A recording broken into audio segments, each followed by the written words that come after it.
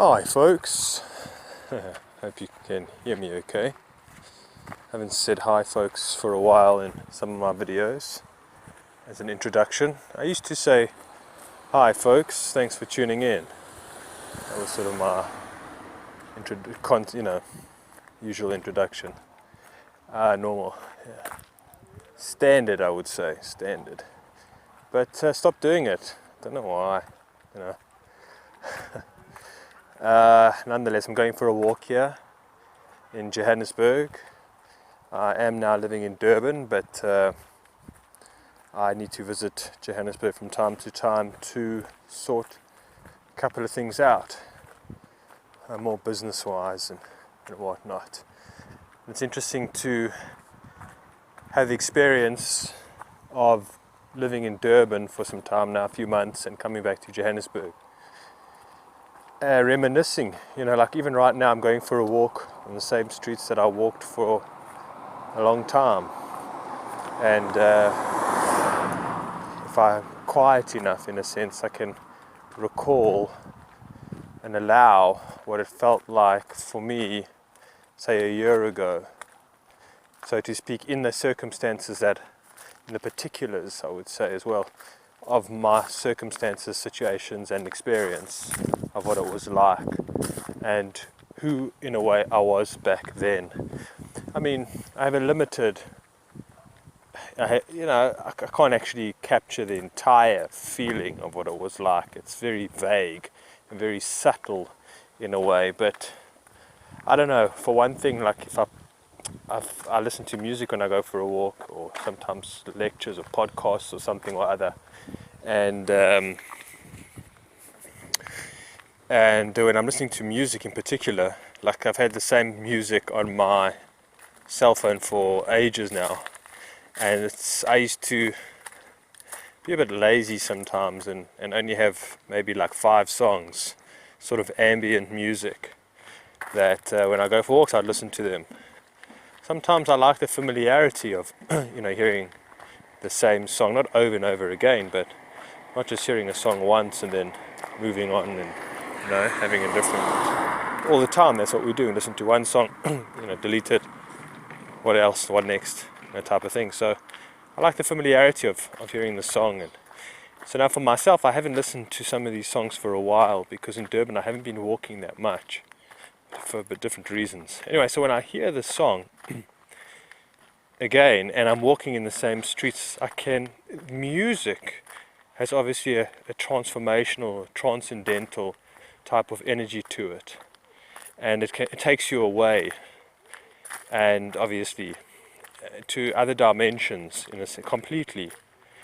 And that's what I actually wanted to talk about, is sort of other dimensions that we experience in our own space and time as individuals, right? Like very, very unique.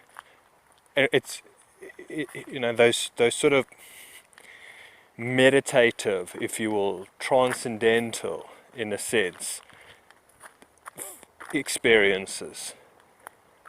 Okay, and so music, for example, has one of them. So with the help of music, when I listen to that same track again and I'm walking in the same street, I'm reminded of more of my past, in a sense. You know how it is. Sometimes you can hear an old song you haven't heard before, and it'll take you back in time to a memory that you haven't thought of for a long time, or a situation in your life that you didn't think of. Like maybe it was I remember Roxette, for those who know Roxette, they're saying a song, they sang a song, it must have been love, but it's over now.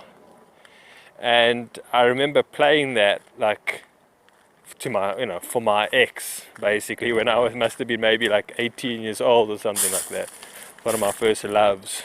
Not really, but, it was, for me back then, obviously, it meant the world, and it was real love, and perhaps maybe it was to certain degrees, depending on how you define it. Anyway, so that song in particular, like I remember, and when I hear that song, sometimes on the radio in passing, I never directly listen to it. I go on YouTube and listen to it.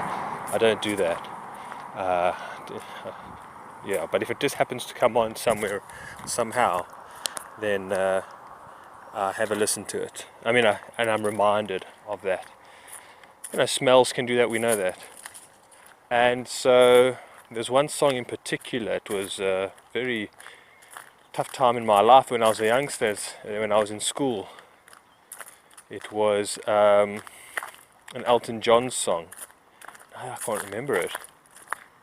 I can't remember the title, but if I heard it, it will come to my mind. It was a very sad time in my life, and whenever I hear that song, it takes me back. Anyways, that's my point, is it takes you back in your own experience that you had.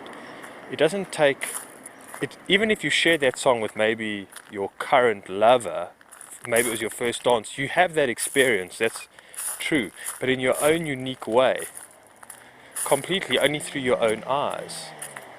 Alright, and everything else in yourself, and so it's so personal, it drives me mad how many cars there are. Yeah, and they drive way over the speed limit. And so, like, for yourself, and they stare at me, don't know why, I'm the only white person walking on the streets here. And so, what was I saying? It's your own unique experience that, which most of the time when it's very deep, it's very transformative, it was something just memorable, for it maybe to be an unpleasant memory or a very pleasant memory, or something other, not just memory, but what I'm saying is, because memory also has that ability to take us out of the current narrative, right, which I find we are so a part of, obviously. We are so, especially like in modern life, we are so in the 3D realm, we are so within the automatic, we're so within the subconscious, we are so much in the density of the 3D world, of the mechanical world, right?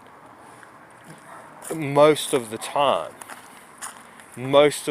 I mean, it's very few moments, even for the person who's searching for those moments of connecting with the transcendental, connecting with the mystery, connecting with the wonder, okay?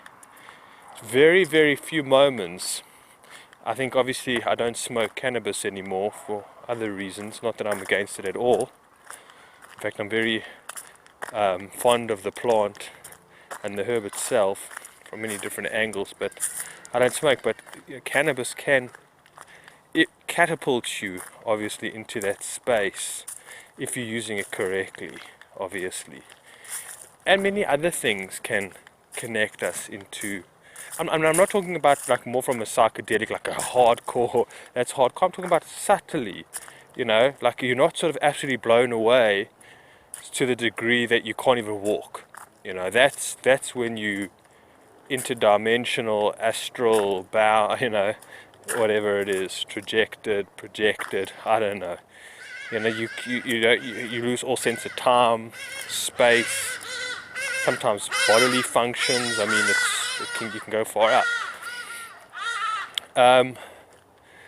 So we know that. I mean, we know this, but what I'm saying is that it's very, very seldom, even throughout my day, what I'm recognizing is connecting into that mysterious space. And again, it's not. It's hard for me. Maybe I could try, if I sat down with a pen and paper and wrote the words out, or try and write some kind of description, it would work. But it wouldn't absolutely do it justice. It's like explaining a dream to somebody, or just that feeling of being in a dream. Like you've just had a dream, you've woken up, and maybe that person has been up for several hours and they're already on the laptop or watching Netflix, or they're doing the laundry or something like that, and they're busy, they're feeding the kids or something like that, and you come with a dream from the dream state, and you try and explain to them, and if they're not somebody who's generally very present or who can appreciate the mystery, okay, the outer limits in a way, so to speak, the boundless, this place, if they're not even familiar with it, which most people aren't, then even whatever you share with them, like I'm saying, you know how it is. You can share, when you try and share the transcendental experience with somebody who is not familiar with the transcendental experience, and it blows my mind that people aren't. And when you try and share it with them, let me see if it's still recording. That if you try and share it with them, that they either they whatever, they can they can give you so many reactions, but most of the reaction is that what you receive is kind of like being thrown on, you get like cold water thrown at you type of thing, in a sense. You get a very maybe stale response, or something that they like just give you the okay, type of thing, and that's that. And for yourself, it actually lessens your experience completely.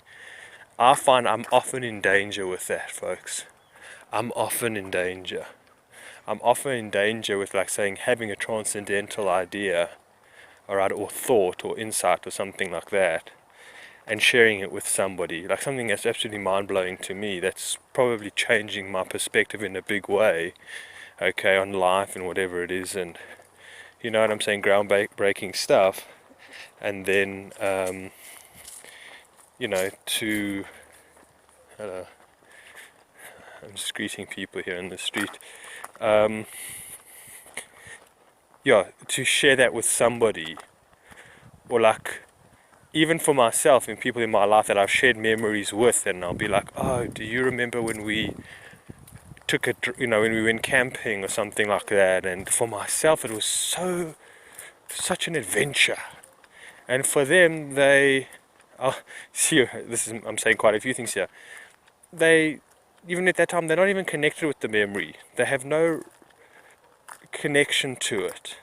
It didn't mean much in their life. Okay? So I'm saying a few things here. Because, on the one hand, I'm thinking to stop this recording and then restart, because I'm worried that I don't even have space on this phone, and I'm not good with technology. So let me stop and record.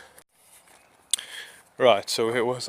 I just had to replay that recording to myself to hear, or play it back so I can hear that there is something recording. I'm terrible with technology, folks, and I get so frustrated when doing recordings on certain devices, and not my usual setup, and it happens all the time for me. So I really got to honor taking note and seeing that that I am recording. So my concentration sometimes goes all over the show, not all over the show, because I'm trying to greet people and just wave to them. There's a guy sitting here on the pavement, and also I'm reading his energy. I can see, when he just even waves at me, looks at you, I see you make eye contact for a second, and there's so much information coming in for me. So that's what I find lately for myself. Sorry, I'm digressing, but I'll come back. Like, for myself, can really engage, pick up a lot of information in the world. If I watch a movie, there's so much more going on for me in a movie than there was, let's say, 10 years ago. I'm picking up so much more. And you folks know what I'm talking about. You're picking up so much more on the tone of the person's voice, of what they're saying, the energy that they're carrying. So much. You're reading them like a book, whatever, but very, very well, very efficiently, and more so than you ever did before. And that's just increasing as well. So, like, for myself, I've got to be really try and be vigilant of how much information I'm taking in, what is the necessary information I'm taking in, or observations that I'm taking in, if you will. Anyway, so coming back, if you've shared an experience with somebody that you felt was like very adventurous, was transformative, okay, could have been even a psychedelic experience. I remember that happened with me. I had an ayahuasca experience with this guy, and I bumped into him 3 months later, and I started talking about like for myself, how it's transformed me, like what it meant for me, what I'm still picking up and learning about it 3 months down the line. And for himself, it was like, when was that again? Oh yeah, were you there? Was I there? Are you sure? And I was like heartbroken. I was like, what, man? Like, I took so much from that moment. It was so rich for me and for you. Like, it was just another Tuesday.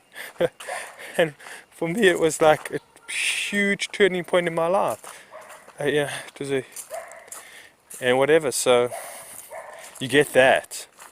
So you think you're sharing deep experiences with somebody. Oh, you've been friends for however long, and for yourself, it's meant so much. And for others, very superficial. They don't take much from it. So we must be very careful of that, because it can be very damaging. Like, I know it's damaging to me, and I don't use that word lightly. I really mean it. Because when you're sharing your sensitivity with people that are not sensitive themselves, when you're sharing your suffering with people that are not sufferers themselves, and then I want to do a talk on as well about suffering, the sufferers in life, you know them. It's like sometimes the way that I see it was like, either you're a sufferer or you're not. Okay, that's the type of two people that's on the planet. You're not constantly suffering, but in your being you're a sufferer, and it's actually a very, very positive thing. It's actually the most beautiful thing to be a sufferer, but obviously in a healthy way. And so you see, so you want to share, you're sharing yourself, and like now, folks, I'm taking a walk through, like I said, my old sort of neighborhood, and I'm seeing all the changes that have gone on. And if I go back, let's say, to somebody who I've lived with in the house when I was here in Joburg and Johannesburg, and I've come back now and I say to him, oh, you know that house? Because maybe they've been on some walks with me. Yeah, you must see like what they've done to the wall and how they changed it, and remember that beautiful statue, they took it down, and for them, they might be on their cell phone, and for them it means nothing. It's like, what statue? So, oh, don't you remember that lion statue that was like marble-light and it was beautiful, and especially like, I don't know, how the sun hit it from a certain angle, something or other. I remember that. And for them, it's like, come on, man. You see, they're not even in that space. And they don't even want to go there. It's a lot of things. They don't want to go into the richness. They don't want to go into the richness of existence. Okay? They don't want to go there. And in fact, our society and culture is so unhealthy, is so toxic, that to actually go into the richness of life is you're most likely seen, you can be often diagnosed as somebody with some kind of mental disorder. I really find, or you seem as somebody who's just fringe or controversial, something or other. But at some stages, depending on how deep you feel the richness and of life, depending on your depth, you can, especially if you're a child, I'll medicate you, man. As opposed to, let's say, other sort of cultures, maybe traditional cultures, rainforest people of some kind, they will lift you up for that, for your gifts and for your insights, for your sensitivity. You'll be encouraged, but in the Western world, that gets in the way of you becoming a first grade student at school or something or other, all that stuff, and gets in the way. So, there's an absolute neuroses about the depth and richness of life, and that's why when you talk to people and you try and share it with them, a lot of the time they think you're rather queer, strange, and a little bit, they can be a bit alarming to them. It can rather make them uncomfortable a lot of the time, and and they learn very, very quickly of you. They have you pinned down, categorized and labeled, and that's They put a nice comfort zone between the two of you, a nice buffer between the two of you. And so when you do come in, you try and share the richness again with them. They're ready for you in a sense. Because all you want to deeply do is share. You just want to tell. Do you feel that aliveness, the vitality of being? The redness of the roses or whatever it is. The smoothness of the winds blowing on you or something. It's just sensitivity, the subtlety.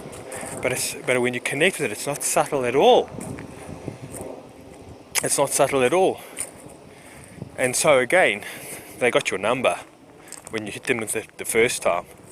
And when you come with the second time, they don't pull any punches. It just gets worse. And for you, it gets even more frustrating because it's like, well, I want you to see where I'm coming from so you can respect and honor the space.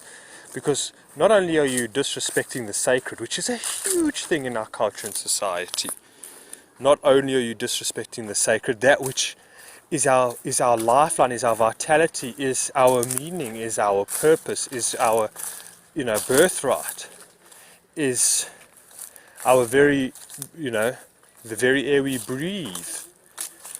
And you're mocking it. And you mock it, and it's so hard. So hard. That's what this sort of very dark, I almost say satanic culture is about, right? Is about taking out that light, taking it out, taking out the beauty, the real beauty. I mean, you can't really, but they try and do whatever they can. They'll turn the legends, the true legends, into traitors, and the true dreamers into the sinners. But the sinners, they will make presidents, they'll make world leaders, they'll make your celebrities, whatever it is. That's the world, it's upside down. And so the dreamer, what I'm talking about, the dreamer is not in the sleeping sense, but in the imaginative sense, in the connected sense. The dreamer is up against the odds here. And that's not in the dreamer's favor, that's for sure. So yeah, they have your number, they know what you're about. Let's say once you've addressed to them, you've shared somebody in your life close to you, and you shared the richness and the depthness of an experience, or an expansiveness of an experience, and they're like, yawn at you.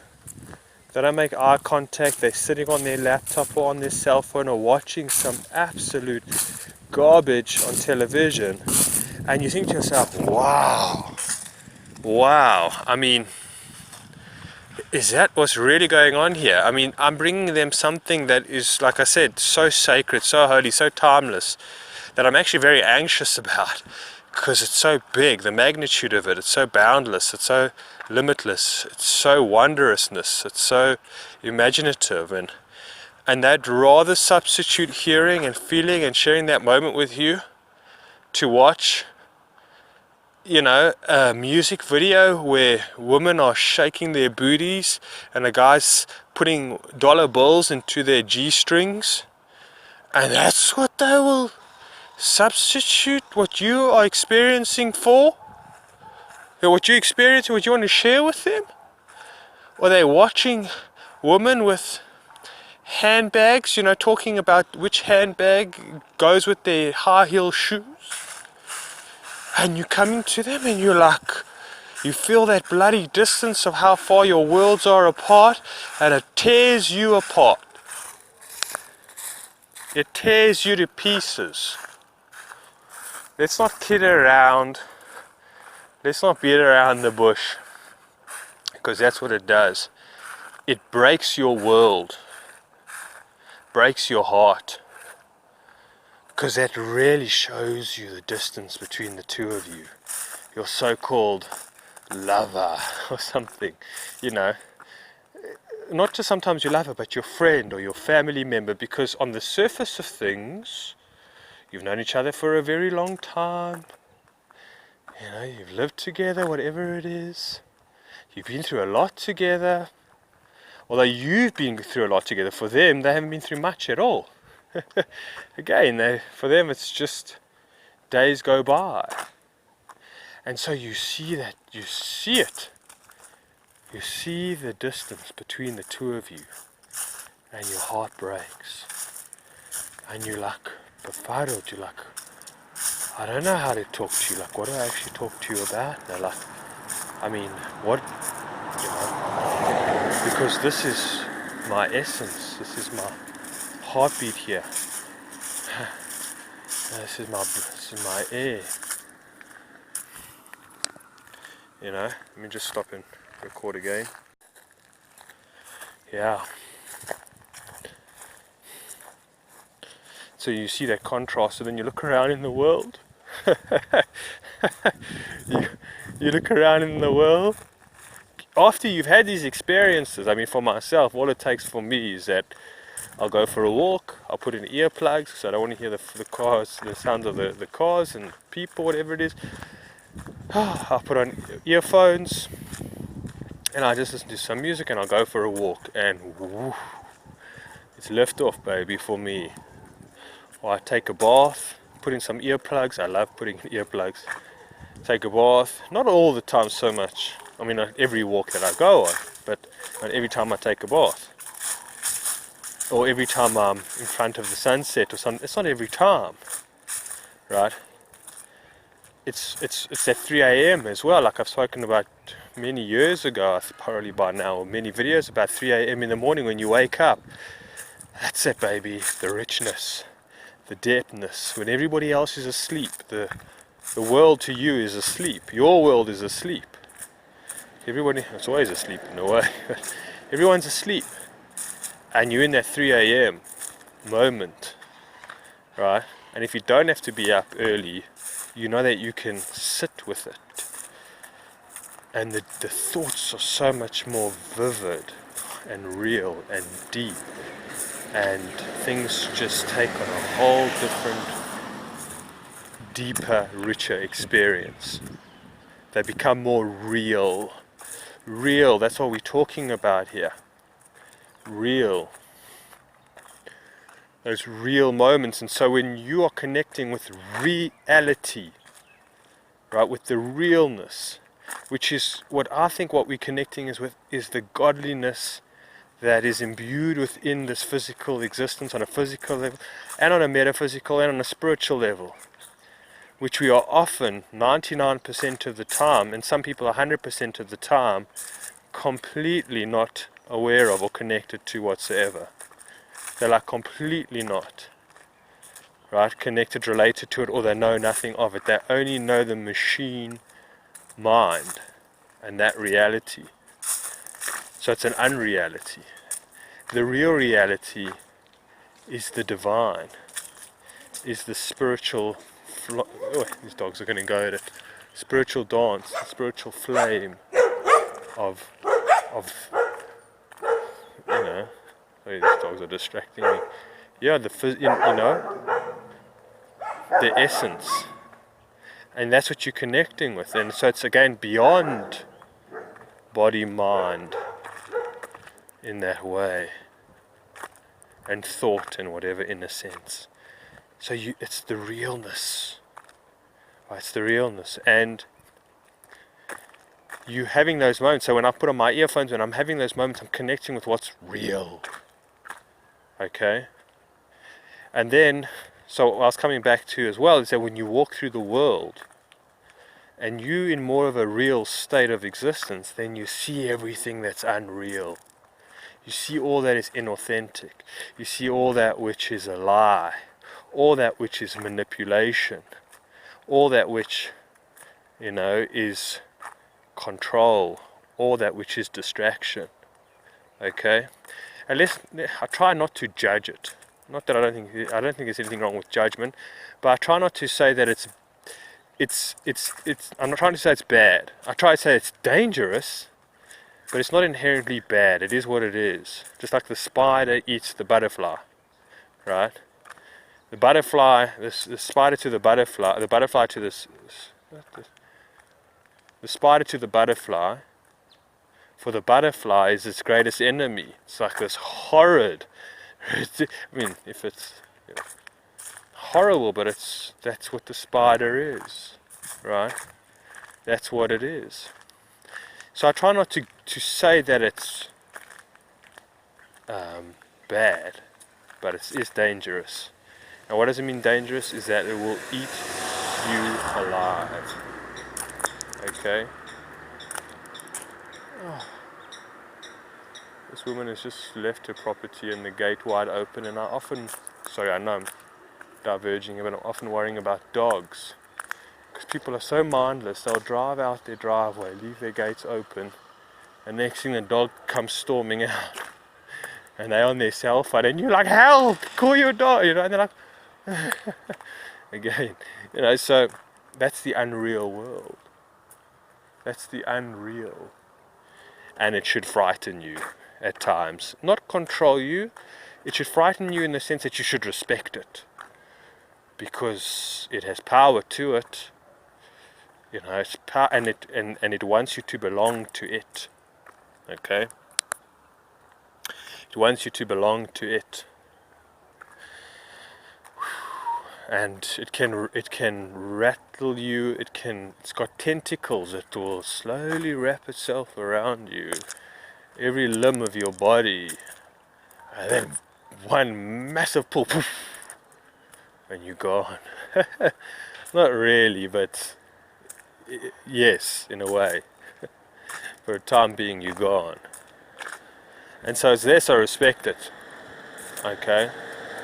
I can't go to war with it, because it doesn't have a source, in a way. When beyond that, it doesn't really have a source.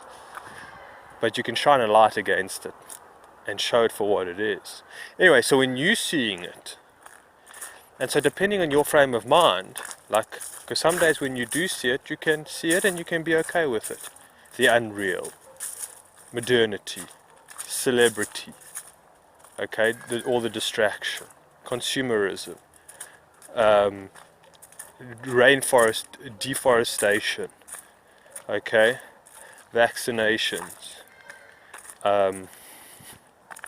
control, mind control, Walt Disney, whatever it is, and some days you can be okay with it, and then other days it'll just break your heart. Just depending on where you're holding on that day. You're not bulletproof. That's what I keep telling myself. That your heart will be broken, no matter how much you think that it won't be.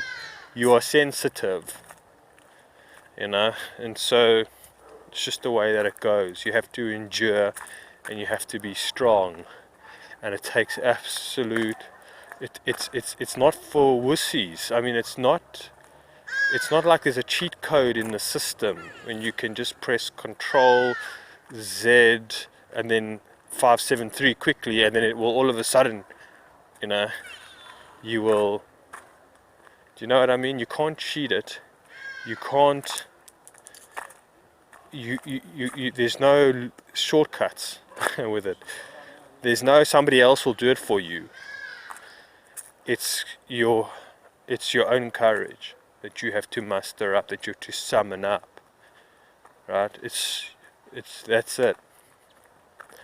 I mean, you can't. What I'm trying to say is that it's not, because in the world that we live in, we really think that you can just take shortcuts, that you can just be irresponsible, that there's no consequences, you can do what thy will should be the whole of the law. You think you can be as selfish as you want to be, as destructive as you want to be, as unhealthy as you want to be, and you think, okay, it's fine. But that's the collective mentality, because if everybody behaves that way, then that's what becomes normal. That's what normality, so-called, is completely highly dysfunctional and sickness. But if everybody's in it on together, then this is what is kind of labeled and seen as normal. So some days it will break your heart. Some days you'll have more courage and confidence than others, and some days you won't realize how little hope you actually still have left over on those really, really difficult and challenging days. You know, like, you think you got what's it called, boundlessness of faith and hope and trust and understanding. You know, I like that saying in the Rolling Stones song,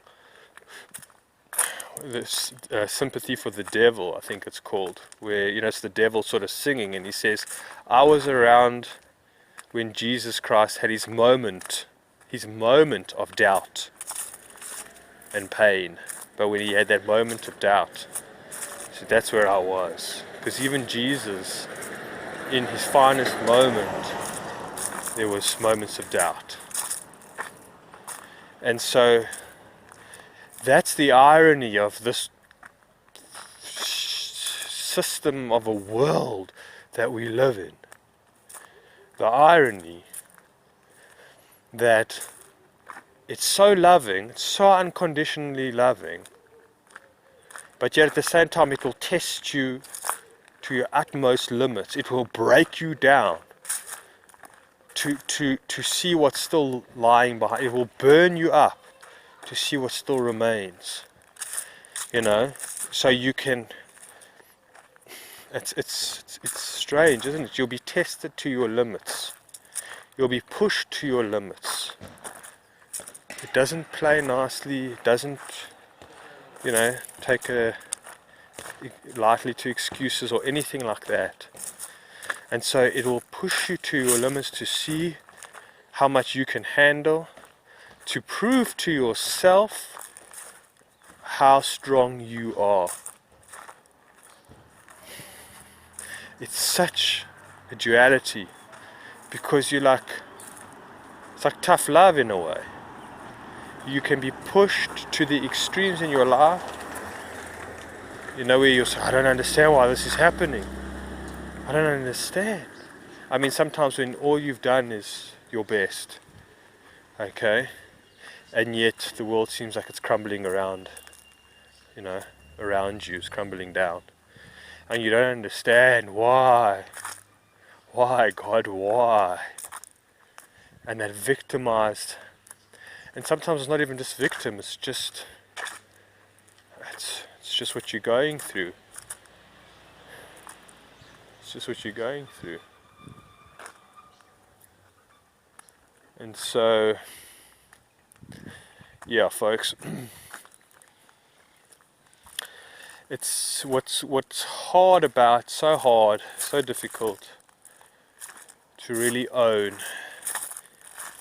is, and I'll start ending off on this, but it's to really own your own connectedness to reality, your own experience with reality, which is, you know, the divine reality, the universal reality. Okay? And that you hold it, and there's so few people, or at least in my life, for heaven's sake,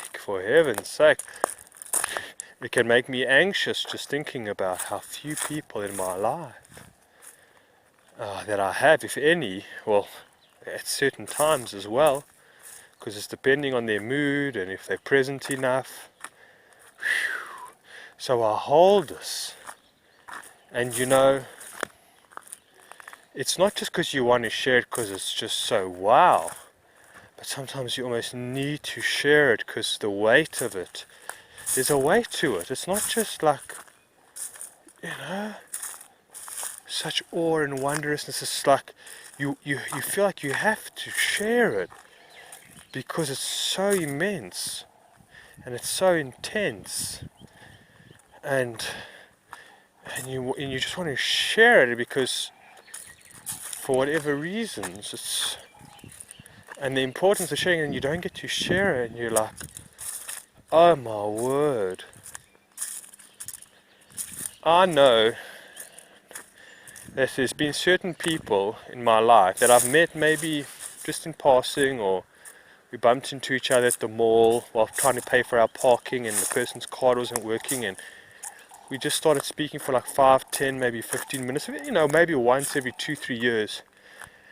And they just were so engaged with my energy that they felt, because they themselves were like a seeker in a way, you know, and you think we could be friends, but it's not like that. I'm not saying that you find, but you could feel it in themselves, that they feel, that they recognize there's something about you, and it's like they've never met anyone like me, right? And it complements them in so many ways. I met this woman on the beach one day. I mean, she was like 19 years old, so, and you could see like still not very grounded in herself, and for different reasons I didn't want to really get too much involved. But she was on the beach and we were chatting, and you could see she was like, she was just by herself, and she was a bit of a thinker, you could see. She was like, yes, yes, like, I've never met someone like you. And it's not me per se, folks, it's just somebody that I feel is more real, that's all. Right? I mean, it's available invitation to everybody. But that's what I'm saying, is that some people, when they come across, I don't even know what they come across, but it's so rare. There's so few of us. And that I'm saying that strangers, you can see that some people that I've spoken to have never experienced this before with somebody. Somebody who can really see them. They're like, oh, you can see me? I'm not a ghost? You can see that I have feelings? You can see that I'm not somebody who you can just take advantage of by selling them some items or a life insurance. Like, you see me as a human being in flesh and blood. And they're just like, oh, yes, finally. And I'm like, finally? But I know because who else out there is reflecting themselves back to who they are, back to themselves? Who's doing it? Oh, for heaven's sake. Anyway, I'm going to start ending off on that, but like, that's what I'm saying, it's so rare. And when I think about it, it does make me a bit anxious. How rare it is, and this challenge that I'm faced with. And thank goodness that I'm able to do like these recordings. Because if I didn't have to do these recordings, then in a way, who would I be able to share that with? You know, I still get to share parts of who I am with people by just being me. But the depths of who I am, so thank goodness that I have this opportunity. It's a lifesaver, folks. And I'm sure that majority of people switched off after the first 2 minutes of this conversation. Maybe a handful of you, maybe 5 or 6 of you are still hanging around. Right? But that's fine. I mean, that's 5 or 6. It's not about numbers. Even if there's just one. We share the weight of the richness and depth and realness of life. And my last point that I've been thinking about very briefly, it's come across once or twice, is the importance of humor out of all things. I'm saying humor to handle the weight. Okay, when you carry it or when you're talking about it. But it's a very fine line between not taking things seriously. See, perhaps I'm going to do another talk on this, which I'm still thinking of myself really, but this idea of humor, not to necessarily combat or to ridicule, to make fun of, or to make less of, but to sometimes ease the intensity of the richness of life when you're having to deal with it on your own, or even when you're wanting to try. You see, it's more so when I still think of working this out, if I can ever work it out, that you try, or even when you're talking to somebody, you do it in more of a sense of, you try and do it in more of with a sense of humor to reach them on that level, and not so much of a seriousness, to a certain degree, like if you're really desperate to share it with somebody, like try and make it very light-hearted. Not superficial, but light-hearted. I don't know if that makes sense. But if you really, like for myself, when I'm in desperate need and I want to talk to somebody and I'm like, okay, how can I put this across? Maybe I can say it in like, oh, this was, I mean, not to nullify it, not to dissolve it, but just to try and get a little bit of it, share a little bit. To try and have a bit of a humor with it. And also at the same time, which I also think is to try and have a humoristic approach sometimes, or something, I just got to think about this more, but to the unreal, right? To the unreal, in a sense. Okay, not to make fun of it, whatever it is. Maybe sometimes to make fun of it. I don't know, there's a power in humor that I haven't yet thought enough about. So perhaps I'll do that for another talk. But for those of you fellow travelers that have made it this far in the world that we live in the real and the unreal, or more that you made it in the real world, not in the unreal world, but your efforts in the unreal world are just as valuable, or just as meaningful as well. Being a friend, being a mother, whatever it might be, being a nice, kind person in the unreal world, bringing the real into the unreal, your narrative, your story, what you've gone through. So for those of you who have made it this far, especially in this conversation, I just thank you for being part of this journey with me.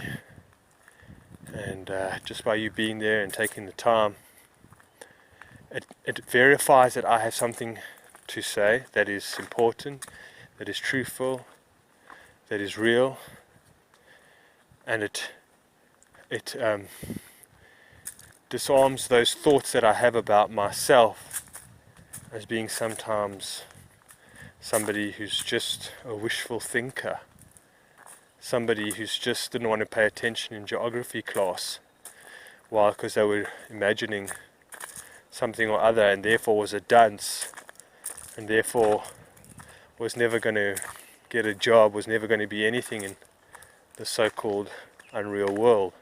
Because I still have that part of me, the woundedness, the wounded child that I'm still working on with healing, right? That I'm still working on with healing. And so by others hearing me and taking the time, it reflects back to me that I'm somebody who has the honor of radiating the divine light into the unreal world. And what a blessing and gift and opportunity that can be for me to do, and for you folks out there as well. Alright, with that, I wish you much love, and we'll chat soon. Take care.